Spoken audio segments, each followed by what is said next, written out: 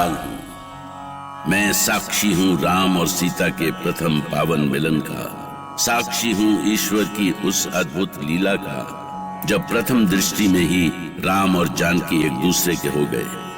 महर्षि विश्वामित्र संसार के कल्याण के लिए राम को संपूर्ण बनाना चाहते थे और वो जानते थे कि इस महान कार्य के लिए सीता ही वो नारी हो सकती थी जिनका साथ राम को राम बना सके, और इसीलिए वो जनकपुरी आए थे। सीता की छवि अपने हृदय में बसाए जब रघुनंदन गुरुदेव के पास पूजा के पुष्प लेकर पहुंचे तो गुरु ने उनसे कहा, तो राम कहो, कैसी लगी महाराज जनक की नगरी? अति सुंदर गुरुदेव, अति सुंदर। राज्य में हर ओर हरियाली है, धन धान्य है, खुशहाली है। और गुरुदेव, जहाँ गिरिजा मंदिर है वहां तो देखते ही बनता है। वहां हमें जनक नंदिनी के दर्शन। रुक क्यों गए लक्ष्मण? वो वहां गिरिजा पूजन के लिए अपनी सखियों के साथ आई थी। तो क्या राजकुमारी को तुम दोनों ने देखा? हाँ गुरुदेव, वो तो सुंदरता की साक्षात प्रतिमा है, और जैसा उनका रूप है वैसे ही गुण। वो बड़ी देर तक भैया को देखती रही। तो हमारा जनकपुरी आना सार्थक हुआ। गुरुदेव, मैं कुछ समझा नहीं। क्या आपने ये सब सोच समझकर? हाँ राम, मैं चाहता था कि स्वयंवर में जाने से पहले तुम जानकी को देख लो। पर गुरुदेव, मैं तुम्हारी भावना समझ रहा हूँ राम। पर मैं कुछ नहीं समझा। कोई बात नहीं राम, धनुष यज्ञ के बाद तुम सब कुछ समझ जाओगे। अब तैयार हो जाओ, हमें यज्ञ मंडप में पहुंचना है। वहां सभी अतिथि पहुंच रहे होंगे। जो आज्ञा गुरुदेव।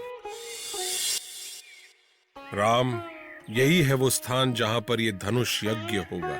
वो देखो, महाराज जनक द्वार पर ही राजा महाराजाओं का स्वागत कर रहे हैं। आप आगे बढ़ो। प्रणाम महर्षि, मिथिला की ओर से जनक का प्रणाम स्वीकार करें। आइए, धनुष यज्ञ में आपका स्वागत है। महर्षि विश्वामित्र की, महर्षि विश्वामित्र की, महर्षि विश्वामित्र की।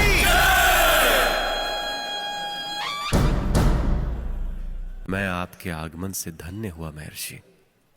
आपके आशीर्वाद से हमारी मनोकामना अवश्य पूर्ण होगी। अवश्य होगी महाराज। फिर हमारे साथ राम और लक्ष्मण भी तो है। जहां इनके चरण पड़ते हैं वहां सब शुभ ही होता है। अहो भाग्य हमारे महर्षि। आइए, मंडप में पधारिए। जनक सुता सीता के स्वयंवर के लिए भव्य मंडप सजाया गया था। मंडप ऐसा था जैसा देवराज इंद्र का दरबार। कितने ही देशों से आए राजा महाराजा अपने अपने आसनों पर विराजमान थे। वेद मंत्र पूरे मंडप में गूंज उठे।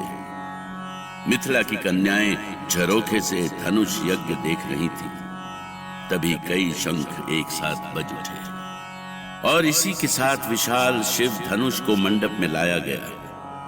महाराज जनक अपनी पुत्री सीता और उनकी सखियों को साथ लिए धनुष के पास आए और उद्घोषक ने घोषणा की,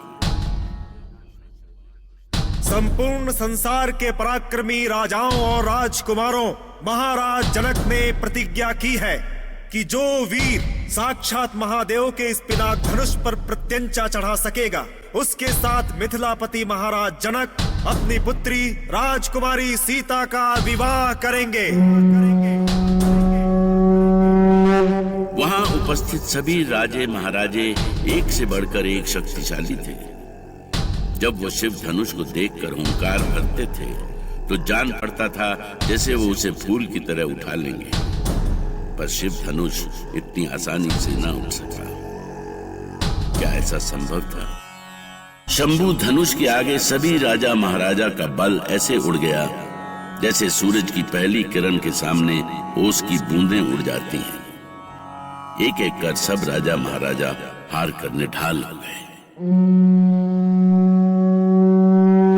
क्या आप सब राजा महाराजाओं में ऐसा एक भी वीर नहीं जो शिव धनुष पर प्रत्यंचा चढ़ा सके, जो धनुष यज्ञ पर खरा उतरकर मेरी पुत्री जानकी को वर सके? आप लोग सोच क्या रहे हैं? आगे बढ़िए और चढ़ाइए प्रत्यंचा। आपके पैर जम क्यों गए? आप उठते क्यों नहीं? कहां खो गया आपका पौरुष? कहां खो गया आपका आत्मसम्मान? मुझसे वीरों का ये अपमान और नहीं सहा जाता गुरुदेव। ऐसे अपमान को चुपचाप बैठकर सहने से तो मैं मृत्यु को गले लगाना अच्छा समझूंगा। मैं समझता हूँ लक्ष्मण, पर इसमें महाराज जनक का कोई दोष नहीं। वो अपने माथे पर पुत्री को अविवाहित रखने का कलंक झेलने की कल्पना से टूट गए, क्योंकि शिव धनुष पर प्रत्यंचा चढ़ाने की बात तो दूर, अभी तक कोई वीर उसे हिला तक नहीं सका। मिथिलेश कुमारी वरमाला लिए इसी ओर देख रही हैं गुरुदेव। आप जानते हैं कि वो क्या चाहती हैं। अब क्या हुआ सीता? कुछ बोलती क्यों नहीं सीता? क्या हो गया है तुम्हें? क्या सोच रही हो? सोच रही हूँ जाने कुमार आगे क्यों नहीं आ रहे? क्या है उनके मन में? क्या चाहते हैं वो? क्यों आगे बढ़कर उबार नहीं लेते हमें इस अपमान से? क्यों कुमार, क्यों? अभी कई राजकुमार अपनी शक्ति की परीक्षा करने वाले हैं कुमार। पर अब तक सैकड़ों राजा तो निराश हो चुके हैं गुरुदेव। पर जानकी के मुख पर निराशा नहीं, प्रतीक्षा के भाव है। तो उनकी प्रतीक्षा पूरी क्यों नहीं कर देते गुरुदेव? भैया को आदेश क्यों नहीं देते? समय आने दो लक्ष्मण। देखो महाराज जनक कुछ कह रहे हैं। आप सब क्या देख रहे हैं? क्या कोई भी ऐसा वीर नहीं बचा इस धरती पर जो इस धनुष को उठाकर प्रत्यंचा चढ़ा सके? ये क्या कह दिया इन्होंने? ऐसी कठोर वाणी, ऐसा दुस्साहस, ये तो हमारा अपमान है। घोर अपमान। इनका मूल्य इन्हें चुकाना होगा। चुकाना होगा? हाँ, चुकाना ही होगा। शांति शांति। महाराज जनक कुछ कहना चाहते हैं, आप सभी ध्यान से सुने। संपूर्ण संसार के महारथी, बड़े बड़े योद्धा और महिपाल यहां इकट्ठा हैं, पर बड़े दुख के साथ कहना पड़ रहा है कि इनमें कोई भी ऐसा नहीं जो महादेव के इस धनुष पर प्रत्यंचा चढ़ा सके।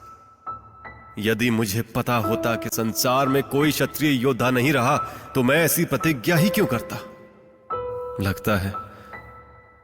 लगता है ईश्वर ने मेरी सीता के भाग्य में विवाह लिखा ही नहीं, इसलिए मैं इस यज्ञ को यहीं। ठहरिए राजन, अभी ये धरती वीरों से खाली नहीं हुई है। आपकी पुत्री का विवाह होगा, अवश्य होगा ये विवाह। विश्वामित्र की वाणी में ऐसा विश्वास था जैसे वो जानते थे कि शिव धनुष पर राम ही का नाम लिखा है, और उनके इसी विश्वास ने राजा जनक की चिंता हर ली। राम